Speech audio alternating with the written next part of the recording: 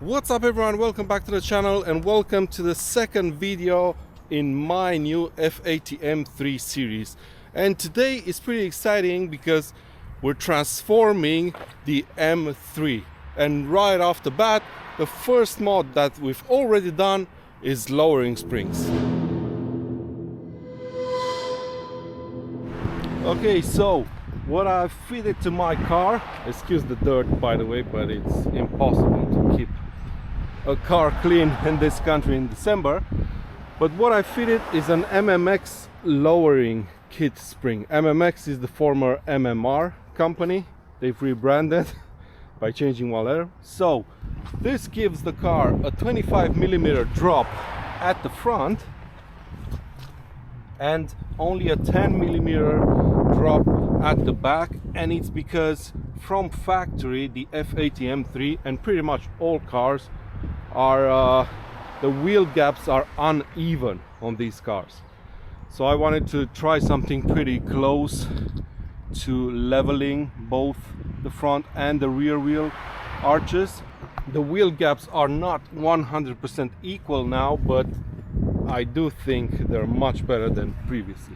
Now the next step is the wheels. So let's jump in the car. I'm gonna tell you how the new lowering springs feel while we go pick up the wheels and put them on the car.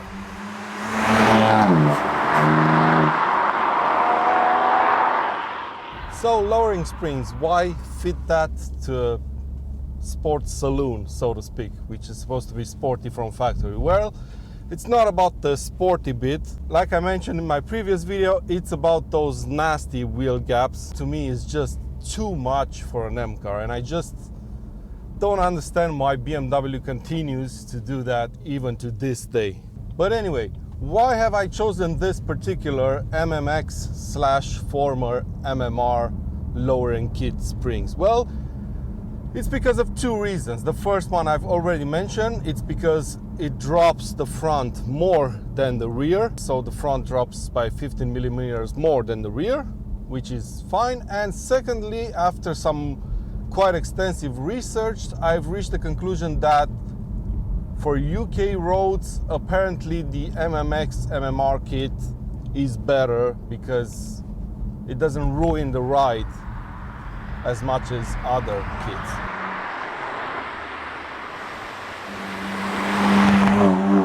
Well, as you know, social media can be misleading at times, so I took that with a pinch of salt, of course, but I'm really shocked to tell you, positively shocked, that the ride of this car hasn't been ruined.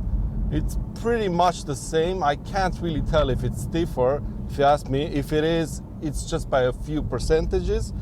But what has improved is the crashiness. So the car no longer hops like a kangaroo on the street, and the rear sticks much better to the road. I'm so pleasantly surprised by this, I can't tell you. It was a real surprise for me. So as far as I'm concerned, this kit is a huge improvement all around. I mean, don't get me wrong, the ride is firm and you definitely feel that you're still driving an M car, of course, but it soaks up the bumps better. It's not just crashing. The thumps, the noises that the shock absorbers used to do when driving on really poor surfaces, that's almost gone.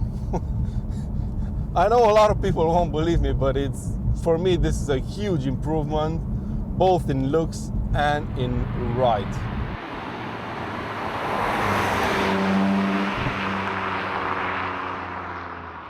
Now let's get those wheels, fit some winter tires to them, because I will be driving through Europe quite a lot this winter, and then we'll get on to the other mod, because yes, there will be much more, and especially carbon ones.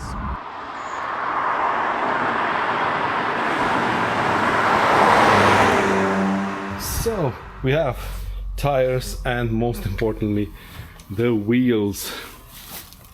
Look at this. These are Bola FP2 forged alloy wheels. They're in matte black, first off, and their specs are pretty similar to the standard. So basically they're 9 in width at the front, 10 at the back, so exactly the same.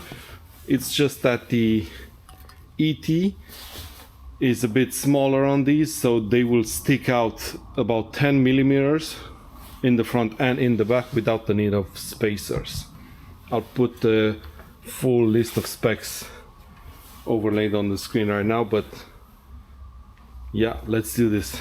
Let's take them to the tire shop and fit them, see how they look on the car. Yeah, just when I was about to show you my brand new wheels. Look at this, just a few hours after the fact. Yeah, not a great day. But I will get this fixed and then I'll properly show you the wheels. Thankfully, this wasn't a puncture. The driver's side front wheel's valve wasn't tightened properly, so the tire slowly deflated overnight. Now that's a relief. With the problem quickly fixed, I can finally show you the car washed and with the tires fully inflated. Here is the final results. Lowering springs plus the new wheels. I think they look pretty good. And I'm quite surprised that I feel that they don't really need spacers anymore, because both the front axle and the back one stick out just enough, meaning 10 millimeters on each side, whereas the stock wheels used to poke out 20 millimeters at the front, pretty aggressive, and 15 at the back. So I think the back is pretty good, but maybe the front would need the 5 millimeter spacers, maybe. Yeah, I think so, but other than that, it looks pretty good. Now let's start adding some carbon to this car on the outside first.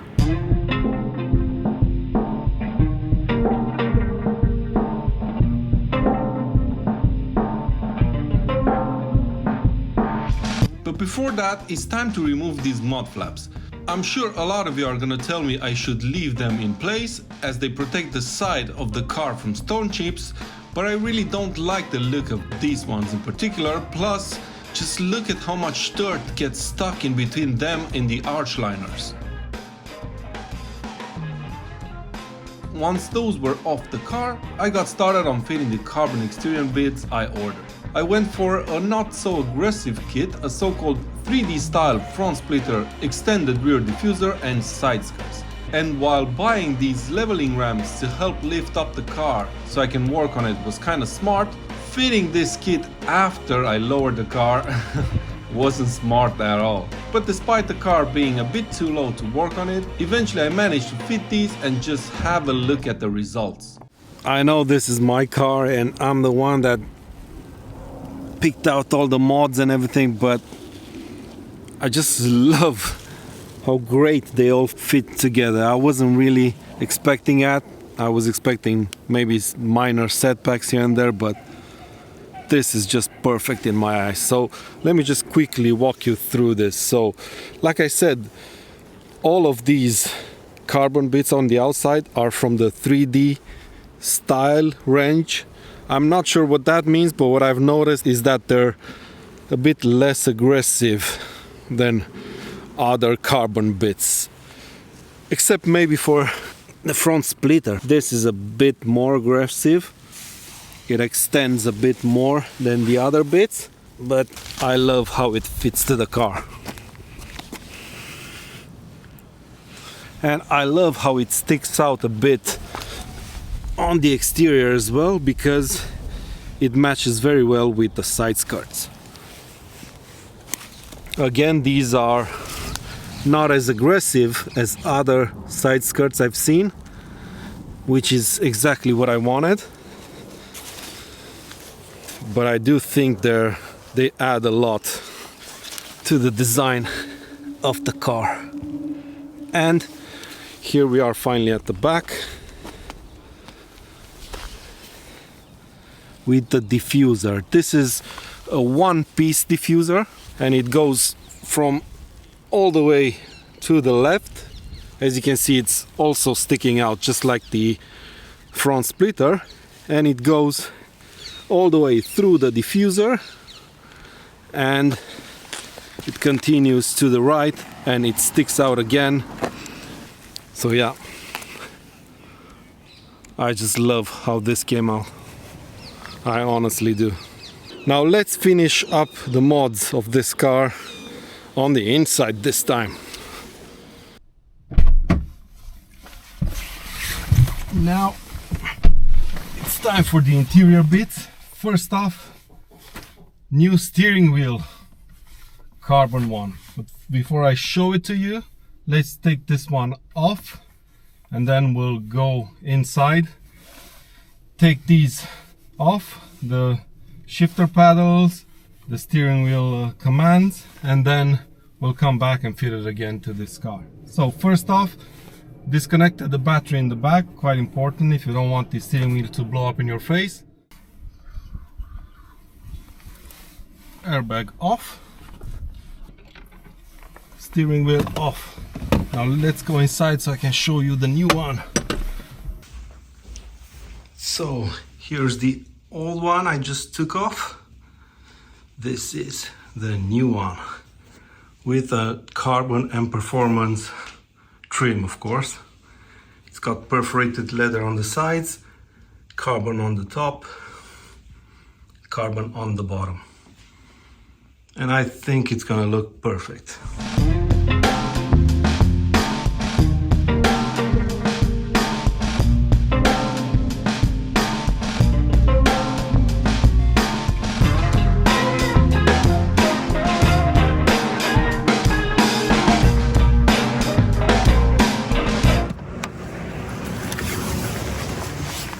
So here's the finished product. Unfortunately, while I was moving stuff from the old steering wheel to this one, I didn't realize that the camera's battery ran out, so it cut halfway through filming. But there we go, here it is. Now I'm not gonna lie, fitment is not perfect, at least where this trim, this carbon fiber trim is sitting, but I think the overall concept is good and I really like this. Yeah, we'll see how it feels when you're actually driving it, but yeah, this perforated leather feels very nice in the hand, I do have to say. And it feels like it's profiled a bit different than the stock steering wheel, but it feels great in the hand, so there you go. Now on to fitting new M3 logos instead of these quite worn M logos. Here they are. So basically these are from the G80, as you can see, but they have a wiring that makes them able to be fitted to these seats from the F80. So there you go. These are also blacked out. This surround trim on this would have been chrome as stock on the G80, but these are blacked out. And I think they look very good. So 2 of them. Now, let's try and fit them. Now let's see how this works. Apparently these can be just removed from here because the leather just overlaps the seat. It's not an easy thing to do, not gonna lie.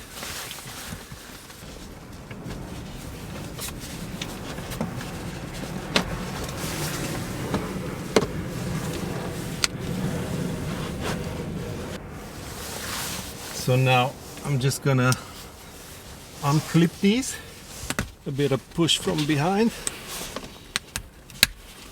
They are off.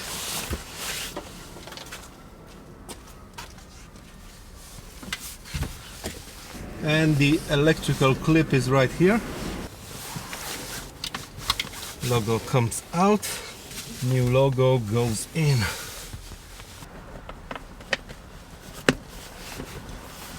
This is actually quite straightforward once you figure out what to do, and it's having an M3 right now is an advantage because I can do it from back here, so that is pretty good if I do say so myself. How about this? Old one, new one, illuminated of course. Pretty cool. Now I'll do this sit and then I'll walk you through every single change we've done through this video really quickly to see how everything works together. So this is the final result, at least let's say like a V1 for this car, because probably next year there's more things in store for it. But as of right now, this is the final product for 2024. And now it's time for road trips and properly driving this car. But first, let me explain to you a bit my thought process regarding the mods that this car has. And first off, the seat badges. Well, those are pretty obvious for anybody, but the old ones were pretty worn out, and I tried to search for a lot of solutions to just fix them, but other than some stickers that you can stick onto them to make them look like you refurbished them, there's no other solutions out there. Now the second question might be, why did I go for the G80 badges instead of the F80 ones?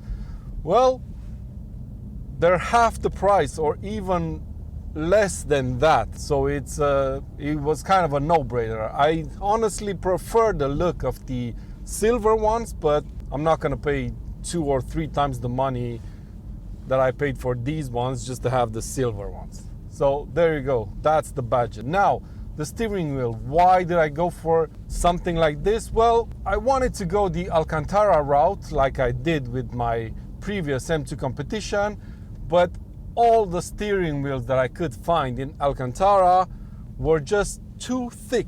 This is a bit thinner than stock and it just feels very well in my hands. And like I said, I wanted to go the Alcantara route, but I saw one of these in real life. Then when I jumped behind the wheel of that car, the steering wheel just felt right in my hands. The carbon makes it look quite cool in my opinion, and I just went for it. And so far I really love the look. I think it fits very well with all the other carbon bits that this car has, and yeah, I'm very happy with it.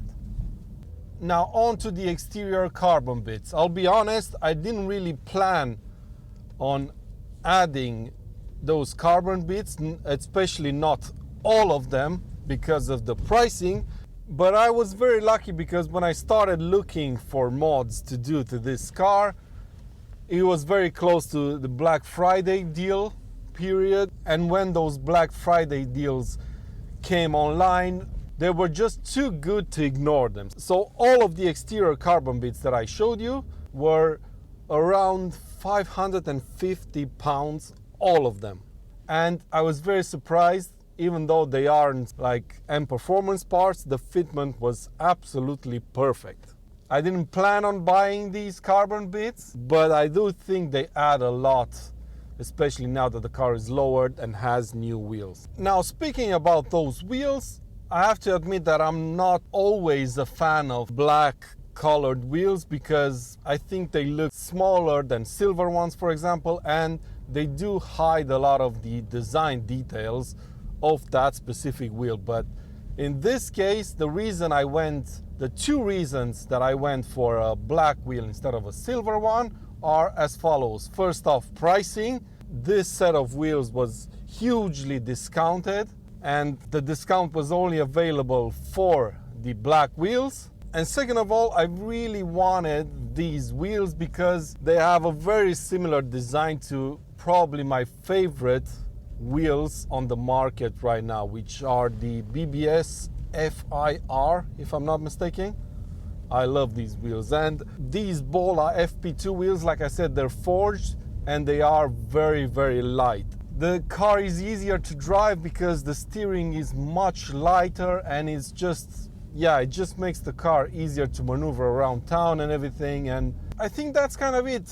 I know not everybody's gonna like this, but for me this is great. So there you go. This has been the second video in my ownership series of the F80 M3, and now, like I said, it's time to properly drive this car, because this is what it's all about. But that's been it for today's video, my friends. I really hope you've enjoyed it. Please stay subscribed for plenty more F80 M3 content to come, and also lots of other interesting cars.